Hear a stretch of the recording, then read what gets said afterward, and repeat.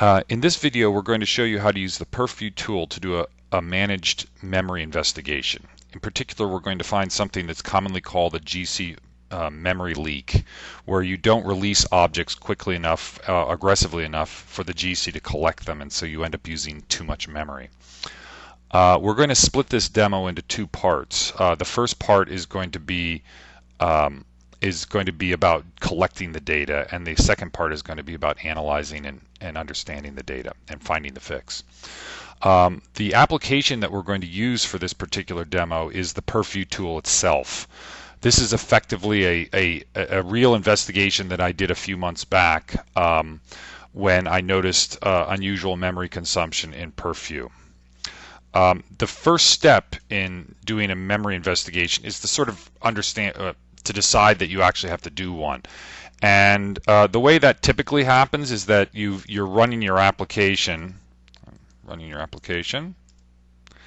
and you bring up Task Manager or something like it, and you look at this line, this private memory, and you can see that in this case I'm using 31 megabytes of memory. And as you use the application, you would expect that number to go up or down. So as I opened up this file, I noticed that my memory jumped to 46 megabytes. But you do also kind of have some predictions about what you would expect the memory usage to be. So in particular, if I open a CPU stacks view and open it all the way, so I'm going to open up that and then close it, you would kind of expect that all the memory associated with that view to be collected at this point, right, or to be reclaimed. But if I look at the actual memory consumption of my app, it's still pretty high. It's not back down to that lower value that it was before. And so that doesn't actually necessarily mean there's a memory leak, because GCs might not have happened yet.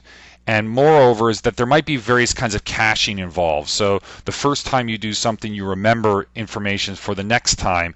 And those, of course, that things that you remembered used memory. And so we don't know at this point.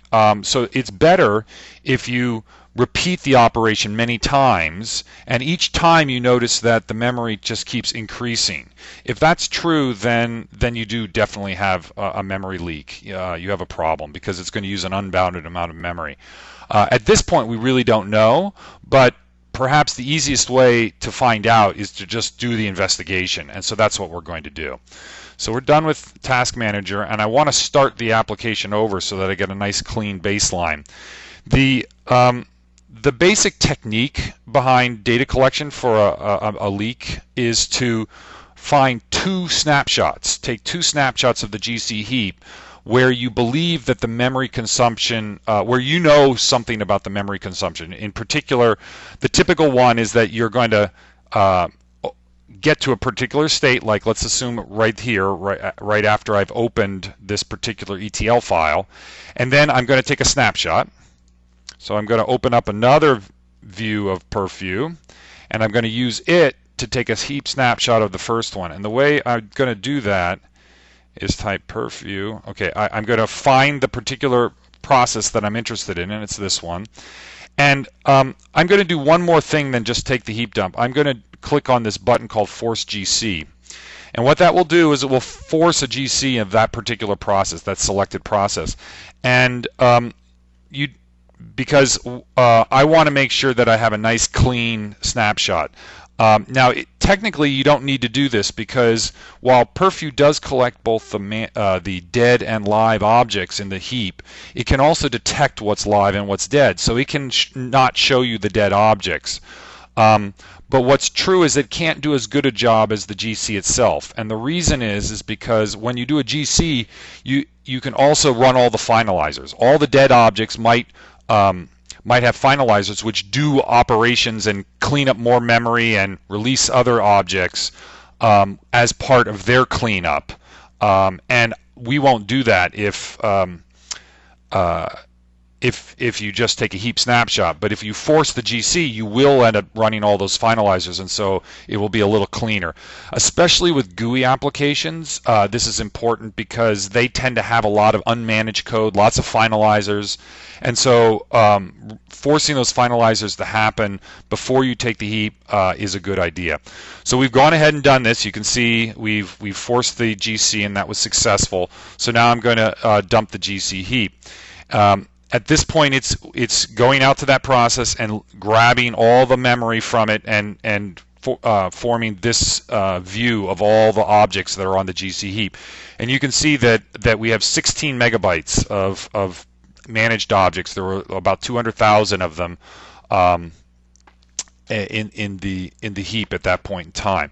So now we have our first snapshot, but we don't know whether that's good, bad, or not. We could look at that data file and just look at it and decide, is it sane? Are all the objects that are there make sense to be there?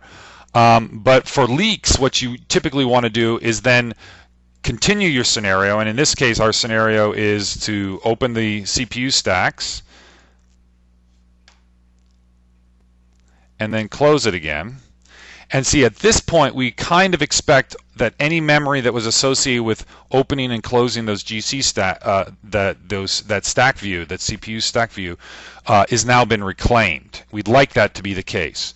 And so we're going to take another heap snapshot. We're going to go back to this other version of PerfView and take a heap snapshot again of that PerfView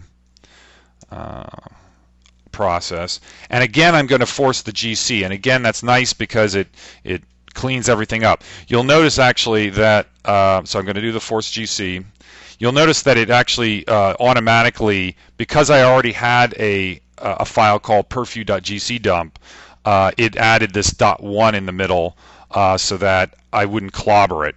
And that's handy because typically you want to take several snapshots of the same process and then compare them. So PerfView makes that easy. So at this point we have our second snapshot, and we can see that in fact there's quite a bit more than in the first snapshot. Let's bring that first snapshot back up. So here's the first snapshot, and you can see that there are 16 megabytes of memory, 200,000 objects. And in the second snapshot, we have 377,000 objects, and it takes 24 megabytes. So we definitely have something to look into, and that's what we're going to talk about in the next video.